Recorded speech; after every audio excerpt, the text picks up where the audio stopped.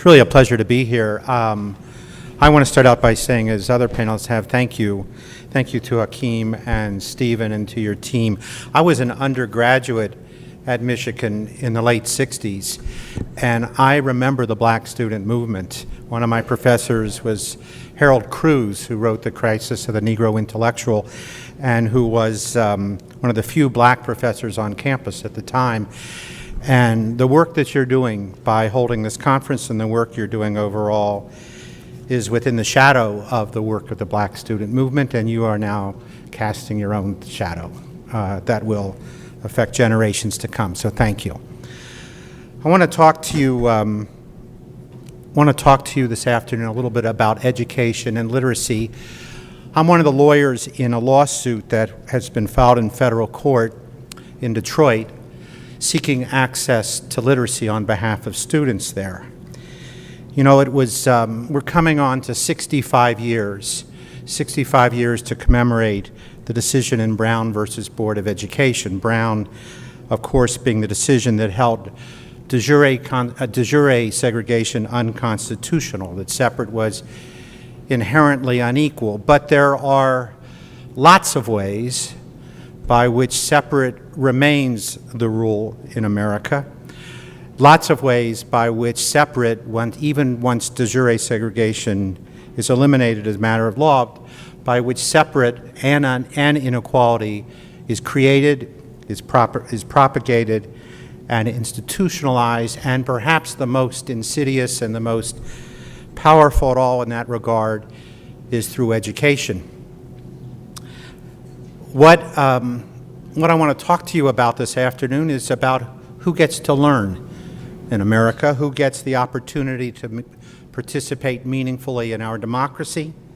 Public education, as we heard this morning and as you know, was really one of the great innovations of American democracy. It was supposed to be the great equalizer. It was supposed to be the means that our society provided in order to have individuals have the capacity to raise themselves from their circumstances of birth and fate, from poverty. Public education was to be the justification for differences, and it was a way of mythologizing the American dream. In fact, as again the speakers this morning talked, and as I think everyone in this room knows, public education has too often become, in this society, the great divider. 65 years ago, or 65 some years ago, when the Supreme Court wrote Brown, in addition to talking about separateness, it said this: education is perhaps the most important function of state and local governments. It is the very foundation of good citizenship. Today, it is a principal instrument in awakening the child to cultural values, in preparing him for later professional training, and in helping him to adjust normally to his environment. In these days, and that was the 50s, in these days, it is doubtful that any child may reasonably be expected to succeed in life if he is denied the opportunity of an education. Where the state has undertaken to provide education, it must do so in a way that it is made available to all on equal terms. Now, that was 60-some years ago, and certainly it's a fair question, why in 2018 are we even talking about literacy, or are we even talking about education for all? I want to spend most of my time this afternoon talking to you about Detroit, in part because it's 45 minutes from here, where so many extraordinary young people, like the young people here today, gracing our presence today from Jael and Rose and their teacher, extraordinary community groups working for education there, a strong Superintendent Vitti. But before I mention Detroit, I wanted to tell you what you already know, and that is Detroit is not alone in the issues that it's confronting. Just recently, I was in Arizona working on behalf of a Native American tribe, a tribal nation, the Havasupai, where the school there, run by the federal government, the school there only goes up to grade 8, where the only subjects offered are English and math, where there are not sufficient teachers in the classrooms. Teachers are brought in last year on 2-week rotations, where often the adult in the classroom, if there is one, is a janitor or just some adult who is available, where there is no special education programs, despite the fact that some 40% of the children have special needs, and where we were documented that one of the methods of dealing with children with special needs was to sit on their heads. Or St. Louis, where I was not long ago at a school where Michael Brown attended in Ferguson, St. Louis, an unaccredited school by Missouri standards, an unaccredited public school, which in and of itself ought to be an oxymoron. Or the state of California, where I work, where my offices are, where I recently filed another literacy case. California, the home of Silicon Valley, where 11 out of the 26 school districts of the 200 largest school districts in the country, 11 of the 26 lowest performing school districts are in California, and despite the Detroits and the Milwaukees and the Baltimores and the other communities, California is dragging down the nation in 2018. Indeed, a study by Sean Reardon at Stanford, looking at all the school districts in the United States, tells us what we already know, and that is if the school district is a district where the enrollment is predominantly children from low-income families and or children of color, that is in the lowest mean of performance in this country. There's not a single school district in the United States with a population like that that is scoring above the median. But let's start with Detroit. Detroit, the highest illiteracy rate overall in the United States. 47% of individuals in Detroit, 47% of those individuals are regarded as not functionally literate in either English or math. Detroit, of the 200 largest school districts that I just mentioned, Detroit has the lowest academic performance in the United States. According to, I want to say one more thing about that 47%. Of that 47%, half of those individuals have high school degrees or GED degrees. On the NAEP study, NAEP is like the crown jewel of assessment studies across the United States. Of the NAEP studies in 2015, 93% of Detroit 8th graders scored less than proficient, 93% of 8th graders in reading, and 96% not proficient in math. What does that mean? 7% are proficient, not highly proficient, proficient in reading, 4% proficient in math. And that's nothing new. In fact, that's true of everything that every panelist is saying. This is not a Donald Trump phenomenon. These circumstances existed before January 20th. Inequality in this country did not begin on January 20th. In 2009, 2011, 2013, and 2015, the last 4 times that the NAEP tests were given, Detroit 8th graders scored lowest in reading and math in the nation. That is a history that of the 30-year history of NAEP, no single group in any district has ever had that scores, and certainly for not that period of time. What does that mean for Detroit? The City of Detroit has in fact filed an amicus brief in our case, a friend of the court brief in our case. It means that there are, of course, extraordinary social and economic costs. Just for jobs that are available in Detroit, according to the City of Detroit, it typically takes to fill jobs that are available 12 to 36 months just to get adults to a level of proficiency that is necessary to enter a job training program. 40.3% of Detroiters live in poverty, and that means that their opportunities to escape that poverty are obviously seriously compromised. Now, we've talked in the proceedings this morning about some of the causes of it, but I want to break it down even more.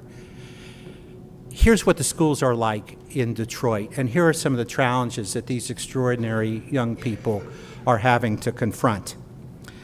When When you look at the teaching corps in Detroit itself, on August 21st of last year, so 2 weeks before school started, there were 340 teacher vacancies in the schools. 340 teacher vacancies in a district of 47,000 students, where there are some 2,700 teachers. That's like 1 out of every 10 teachers, vacancies. September 8th, the day school started, it was down to 250 through some extraordinary efforts by the superintendent and communities and teachers working with them, but that's still 250 vacancies on the first day of school. And again, there's nothing new about that, except that the numbers are going up. In 2016, it was 200 vacancies. November 2014, it was 100 vacancies. What does that mean in terms of the teachers? It means the students I represent, for example, at the schools. It is a typical day. It is a typical day that they have 1 or 2 substitutes. It is a typical day that they go to a classroom where they just sit, not by subject, not by grade, but just by grouping kids who don't have any teachers, where they watch movies like Kung Fu 3 Panda, where they watch movies like Frozen over and over and over again. There are billboards in Detroit seeking substitutes. The state of Michigan passed the only law of its kind in this country that said that there could be uncredentialed teachers in the classrooms. I have students whom I represent in an 8th grade math and science class who for a month or so were taught by an 8th grader because there was no adult present to teach in those classrooms for that subjects. I have students who have never had a biology teacher, never had a chemistry teacher. At one high school in Detroit, 30 to 40% of the teachers last year were uncertificated. I have students whom I represent who were transferred out of science classes into language classes because there were no science teachers in one school, one elementary school where I represent.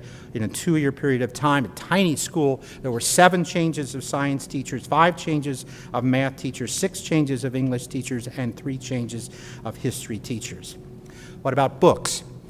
In the classrooms, in the schools in Detroit, I have not, the students whom I represent, not one of them have ever had a book to take home for homework, not one. The books in the classrooms themselves, many of which are obtained by resourceful teachers who go to garage sales, who get on websites where there are donors' materials, those books that are often in the classroom for the entire classroom, not to take home, those books are dilapidated, they're out of date. I looked at a history book teaching the history courses in one high school in Detroit. It was dated 1998. The President of the United States was Bill Clinton. The biggest threat facing the United States was the Soviet Union. Students do not have math books. I represent children in elementary school, children who are struggling to read. I'll come to that in just a moment, who don't have books with words in them, have a handful of picture books that teachers got at garage sales. An earth science class, a physics class. In those courses, there were not textbooks. Rather, what the teacher did was go through a biology course and Xerox a few pages that appeared to be relevant to those subjects. These kids do not have computers that work. They don't have labs. I've been in schools where they have Bunsen burners that don't work, and they simulate what experiments would look like. What are the conditions like in the schools? You heard about Baltimore the other day. That is everyday occurrences in the city of Detroit. Temperatures, I've been in classrooms where the temperatures are 90 and 100 degrees. I've talked to teachers and students where the students have thrown up, where students and teachers have passed out because there's no way to regulate temperatures and they go up to 90 and 100 degrees. Or in temperatures like this, students sit with winter coats, they shiver, they can see their own breath. It is so cold that they cannot concentrate. And I'm not talking about exceptions. I am talking about the rule in these schools. Water is unsafe to drink. There are plastic garbage bags that cover the water fountains because students cannot drink from them. There are toilets that don't work. I know students who defecate on themselves because of that. The teachers themselves have to bring in toilet paper and Lysol. Rats and vermin occupy classrooms. Teachers get to work early to clean off the feces from desks and even wheelchairs for some of the children who have special needs. There are buckets that sit in the classroom because the ceilings leak and the water comes through, and that goes on while the classrooms are being conducted. There are no counselors, there are no libraries, the technology is out of date, there's not enough for all the students themselves. When the state took over these schools, and these schools have gone downhill since the state took over those schools, when the state took over, among the so-called emergency managers, hey, if it's an emergency, then why does this exist? But among the emergency managers included the individual who was indicted for the Flint water crisis, no educational experience, indeed not a single emergency manager who ran the Detroit schools for over a decade had even a bit of educational background. What's the response from the state? Well, in our case, the state acknowledged the conditions that I've just described to you and said, well, that the problem was the fact, and I'm quoting now from the papers filed by the Attorney General of the state of Michigan, the problem that explained the results that I described to you were the, quote, intellectual limitations of the children, the domestic violence in their homes, and the lack of concern by their parents. That was the explanation that the state of Michigan gave.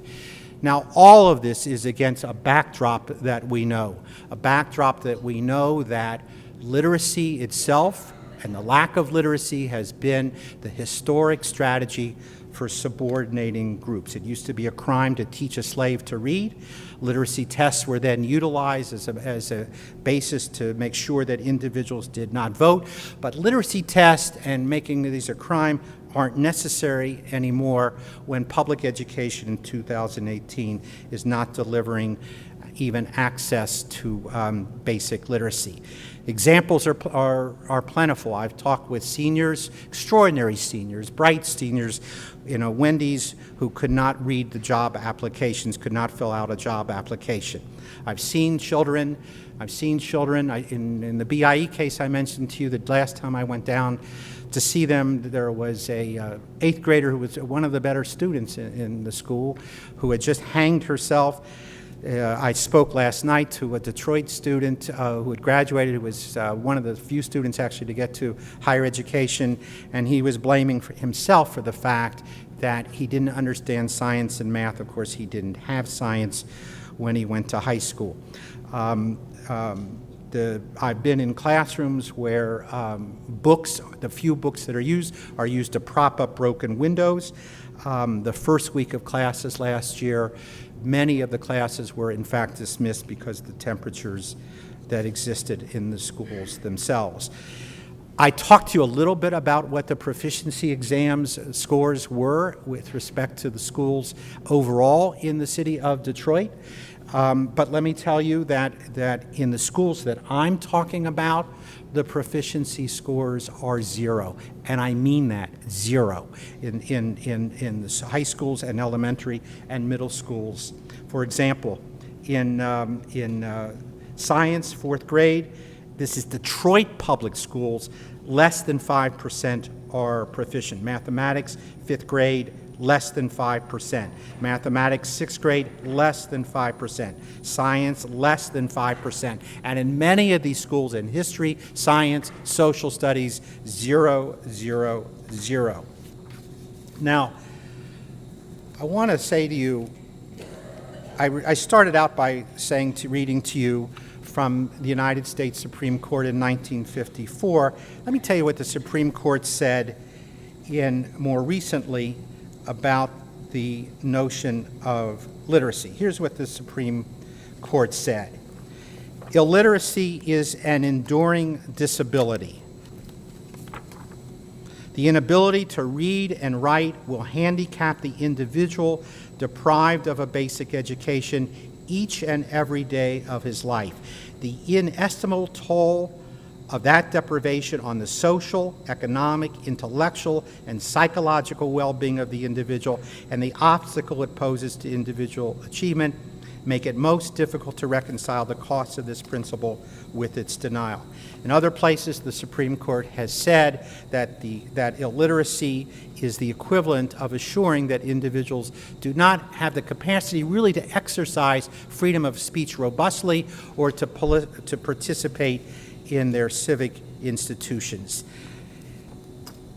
Let me share with you, too, what this means graphically. Here's what it means in terms of how children have the capacity to read and write. This is a second grader. In the second grade, according to state standards, here's how you're supposed to write. When you go owling, you don't need words or anything of that sort, but what you need is hope. That's the purpose of the book Owl Moon. This book was written by Jane Yolen. I like that phrase because the boy was happy because he got to go owling, and he has wanted to go owling for a long time, and he finally got to go. Here's what a second grader in the Detroit schools wrote. I asked the students to write a letter to the governor and saying what you need. Dear Govern, in my school, IWHIT TYNFIY TWAIT to met the GOVERN, I miss the GOERN. That's a second grader's writing. Here's a fifth grader's writing. Here's what they should be writing, according to the state. Roald Dahl is a very interesting author to me. This is because he knows what a kid wants to hear. He has a kid's mind. He's the only author that I know that makes up interesting words like inkling, fizzwizard, and gobblefunking, and so on. Here's what an eighth grader wrote in a school. Dear GOVER, I want in my school is after school is for everyone. I want for some days we don't have to wear uniform. I also want a playground to bring my phone. What I want to be when I grow up is actus, and I hope you can help me. Now, these are bright kids. These are extraordinary kids. These are kids who have every desire to learn, supported by families who want them to learn, supported by community groups that want them to learn. Let me say four things to you in conclusion. First, what we're talking about here in 2018 is not hard stuff. We know how to teach kids how to read. We know how to teach them to read to learn. We know how to teach them to learn to read so that they can read to learn. We know how to intervene when children fall behind. We know how to get this done, and we've known how to do this for generations now. It's resource intensive. It's not beyond our capacity. It is beyond our will. Secondly, as I said a few moments ago, this is all pre-Trump. It is therefore off of our agenda.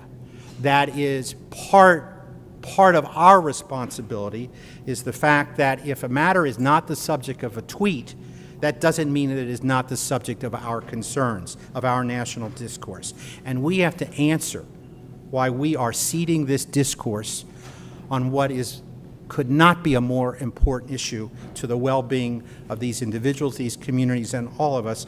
Why are we seeding this issue to a racist and a demagogue? Third, this is about kids. This is about innocent kids. I'm one of the lawyers in the case that is now making its way to the Supreme Court on behalf of the DACA recipients. These are the dreamers. But the children of Detroit are no less the dreamers. They have no less a claim on the American dream, and whether they are in Detroit or St. Louis and Ferguson or in California or in a tribal nation or anywhere in this country, and you can throw a dart at a map of this country, and these issues are going to exist in the sorts of communities that we're talking about here, the other America, the real America. These are dreamers too, and we owe them no less of our concern and our work and our commitment. Fourth, What is the strategy of racial hatred? What is the strategy of class hatred? The number one strategy, and we have been talking about it all day, whether we talk about it as mass incarceration or health services or any of the other issues, they're all the same case. They're all the same issue. What is the strategy? The strategy of subordination is to make sure that kids do not have an opportunity to learn, that they don't have an opportunity to dream, and that they don't have the capacity to fulfill the dreams. You know, when I heard the other day about what the president said in that room, the obscenities that he issued, the vulgarities that he issued, the important question for all of us is not what he said. I don't think anybody was really surprised. But the question is, what did the others in the room do? What did the others in the room do? We're all in that room too. We're 45 minutes away. We are in the same community, the same state, the same nation, and the same struggle. And that's really what we're about today. It's not the other America, it's our America, and if we don't do something about it, we don't have to point at the racist. If we don't do something about it, then shame on us. Thank you.